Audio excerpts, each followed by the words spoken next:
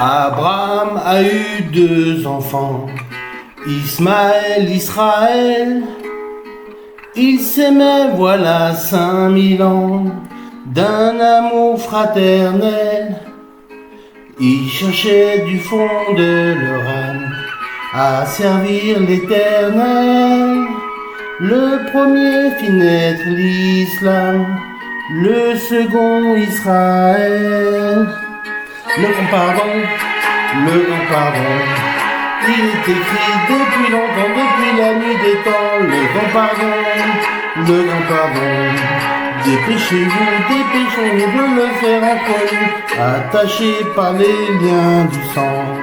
Ils étaient tous unis, ils rêvaient de voir leurs enfants vivre au même pays. Le grand pardon, dépêchez-vous, dépêchons-nous de le faire entre nous. Et le temps de tuer l'amour, ils se sont retrouvés face à face au lever du jour, prêts à tout sacrifier, quand chacun a sa vérité et la même maison. L'avenir peut être sauvé sans larmes ni passion. Le grand pardon, il est écrit depuis longtemps, depuis la nuit des temps. Le grand pardon, dépêchez-vous, dépêchons-nous de le faire entre nous. Il faudra que revienne un jour, au silence des âmes, les 2 frères unis pour toujours, d'amour d'Abraham.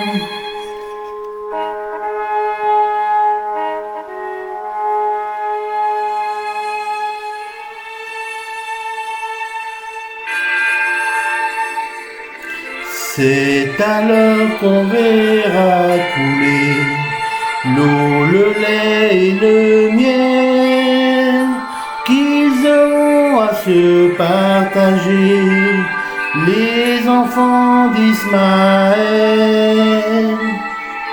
les enfants d'Israël.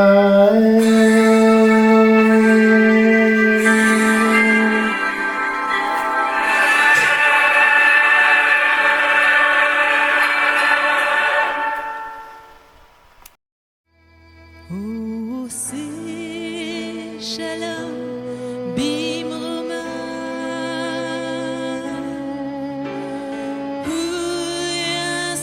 shalom aleinu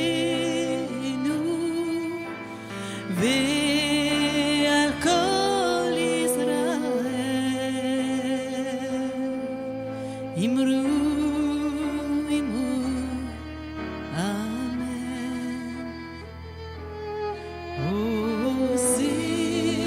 Shalom bimroma,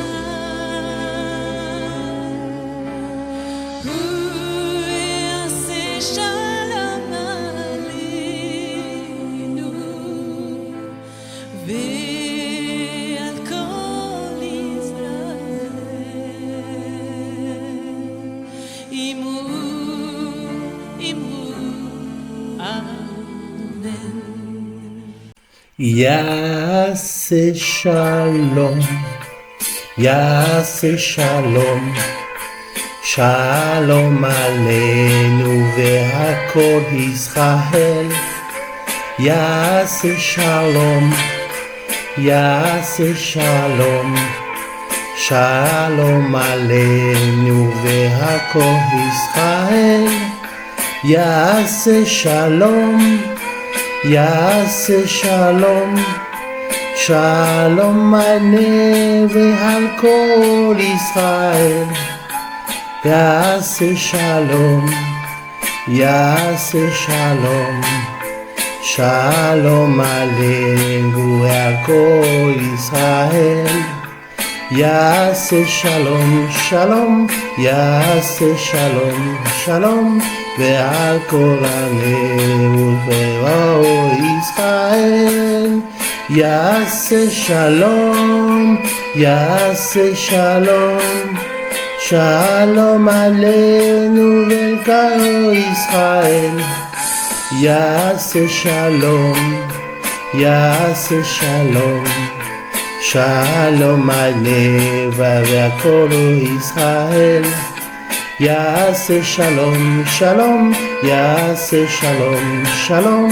Aleinu Velkano Israël. Il y aura la paix, il y aura la paix au milieu de nous et sur tout Israël. Il y aura la paix, il y aura la paix au milieu de nous et sur tout Israël. Il y aura la paix, il y aura la paix, il y aura la paix au milieu de nous et sur tout Israël. Il y aura la paix. Il y aura la paix au milieu de nous et sur tout Israël. Il y aura la paix, il y aura la paix, il y aura la paix au milieu de nous et sur tout Israël. Il y aura la paix, il y aura la paix, il y aura la paix au milieu de nous et sur tout Israël.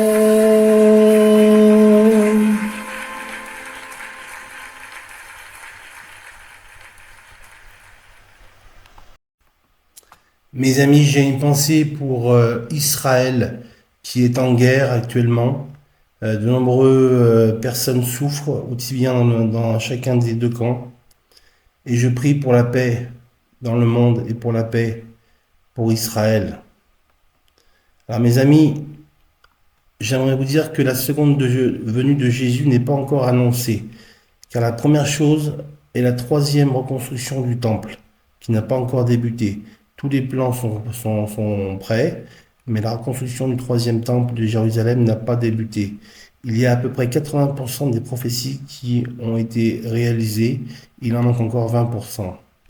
Alors, mes amis, j'aimerais vous dire, que fera Jésus quand il reviendra?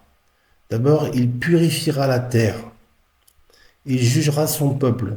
Quand Jésus reviendra, il jugera les nations et séparera les justes des méchants. Ensuite, il ouvrira le millénium. Le millénium, c'est une période de 1000 ans pendant laquelle Jésus régnera sur la terre. Les justes seront enlevés pour aller à la rencontre de Jésus lors de sa venue. Les justes, bien sûr, ce sont les morts en Christ. Les morts en Christ ressusciteront. Quatrièmement, il accomplira la première résurrection. C'est ça, c'est les morts en Christ qui ressuscitent.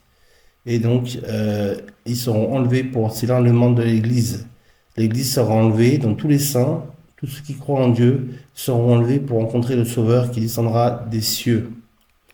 Et donc, il y a encore une dernière chose, c'est qu'il prendra la place de roi des cieux et de la terre qui lui revient de droit. Amen. Quand Jésus reviendra, il établira son gouvernement sur la terre. L'Église fera partie de ce royaume. Il gouvernera tous les peuples de la terre dans la paix pendant 1000 ans. Et après, lisez l'Apocalypse. Tout est écrit dans l'Apocalypse, du premier chapitre au dernier chapitre. Alors, comment saurons-nous que la venue du Sauveur est proche? Comme je vous l'ai dit, il y a encore une bonne partie des prophéties qui ne sont pas réalisées. Et Dieu viendra comme un voleur dans la nuit, dans les nuées de la nuit, sur un cheval blanc à la tête d'une armée céleste.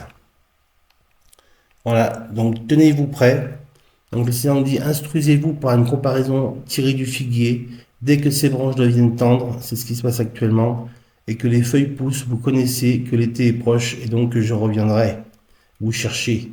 Il reviendra chercher l'épouse, son épouse, lui qui est l'époux. Et l'esprit et l'épouse disent, viens.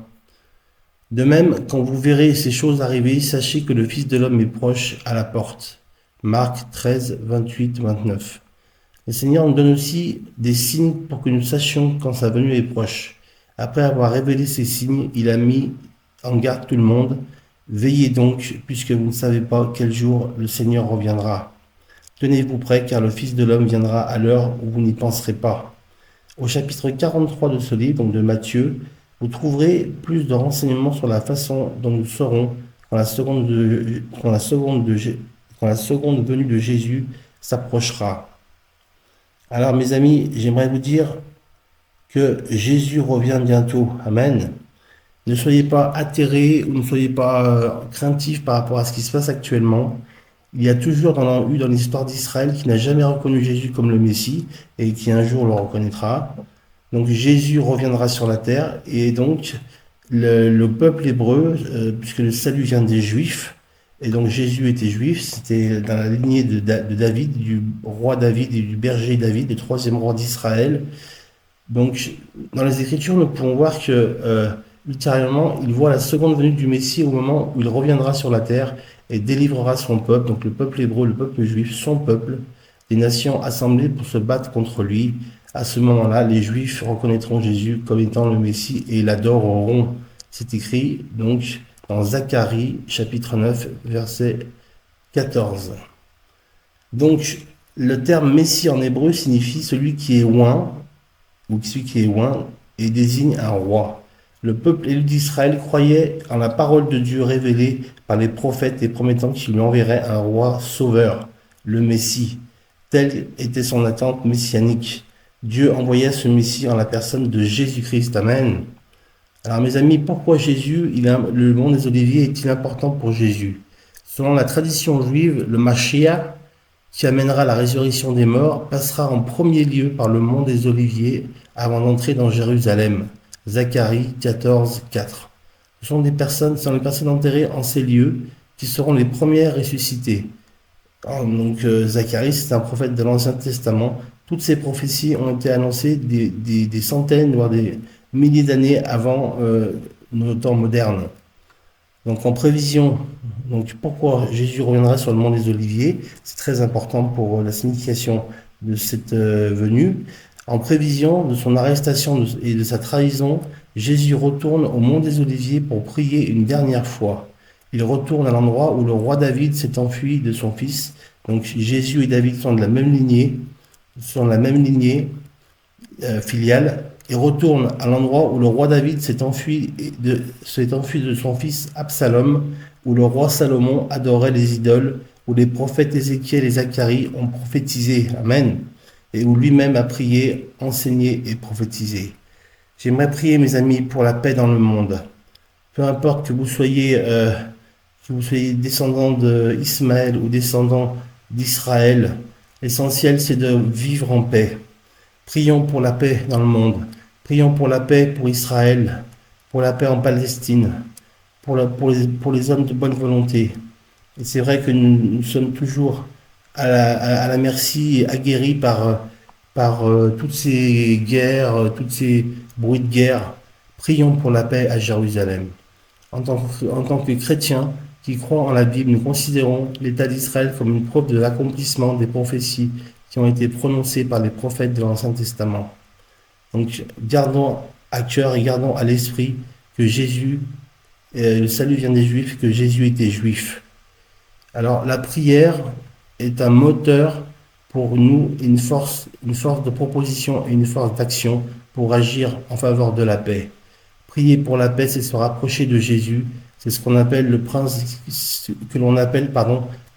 de la paix. Jésus est le prince de la paix. Lui qui a été jusqu'à mourir sur la croix pour nous prouver que l'amour est plus fort que la haine. Amen. À quoi ça sert de prier pour la paix si on fait la guerre? On fait la paix. Qu'il y ait la paix dans ce monde. Amen. Alors que le Seigneur vous bénisse et je termine par un dernier chant. Oui, je le vois. Seigneur, je crois que je te vois à l'œuvre dans cette guerre, Seigneur, qui s'est déclarée entre Israël et l'Iran, Seigneur. Que tu puisses vraiment, Seigneur, poser ta main sur tous ceux qui souffrent, tous ceux qui sont privés de toutes les ressources nécessaires pour vivre, tous ceux qui sont dans la peur et dans la crainte. Seigneur, calme la crainte, donne la paix. Shalom, Shabbat Shalom, Salam. Allez, que Dieu bénisse. C'est les temps et les circonstances qui s'annoncent actuellement en juin 2025. Soyez bénis, mes amis, que Dieu vous garde.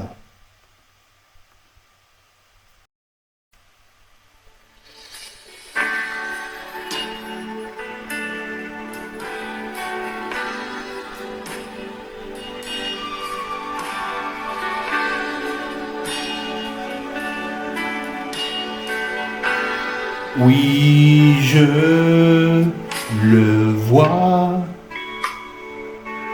Oui, je le vois.